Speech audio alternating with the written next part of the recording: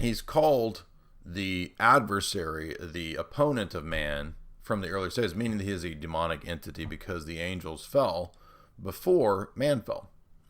In Leviticus 17:7, we read that the nations surrounding Israel sacrifice to demons. And so Israel cannot act like, and is forbidden to act like, the nations around them, because the nations around them worship the demons. In fact, Deuteronomy 32:17, the Song of Moses says, they, the demons, or the pagan nations, sacrifice to demons and not to God. They sacrifice to new gods that their fathers did not fear. And in fact, the Song of Moses is actually being more specific in castigating the Israelites for worshiping the demons of the nations around them. So they fell into exactly what they were supposed to not fall into. So Deuteronomy 13 is pointing out that what Leviticus 17 is talking about is the very thing that Israel fell into. In 2 Chronicles 11:15, in the books of the Kings, we have the notion that when Israel becomes apostate, the king appoints for himself priests of the high places for the demons and the calf idols which he made. And this is, I think, Jeroboam. I'm going from memory. I think it's talking about Jeroboam here. But Jeroboam, who creates the schismatic alternate temple at Dan and Bethel, which eventually becomes connected to the Samaritans and Samaritan worship.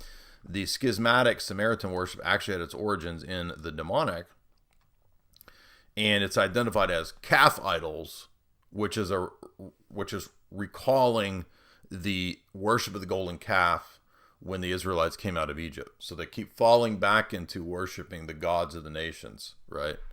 And that's why the calf idols, going back to the Exodus, are identified as demons.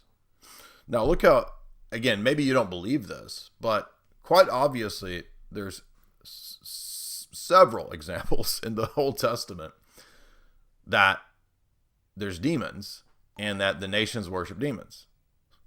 So that means it's not a New Testament invention. And yet so many people are under the delusion, the error, that there's no demons or Satan in the Old Testament or in the Torah. That's something that Christians made up. Totally not true. Just ridiculous. It would take you 2 seconds to look up these texts. The gods of the nations, they worship devils, right? That's some translations of Psalm, 51 or 50, 51, somewhere in there. And then Psalm 106, they sacrifice their sons and daughters to demons. Jeremiah talks about the Valley of Hinnom and the Israelites falling into human sacrifice. And we did a whole talk on the book of Jeremiah years ago and about this principle.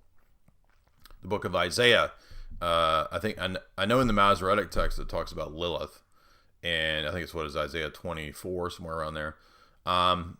Lilith is described as a demon in the text. Now, that might not be in the Septuagint. I'm not actually sure off the top of my head whether Lilith is in the Septuagint text of Isaiah, but it's in the Masoretic version.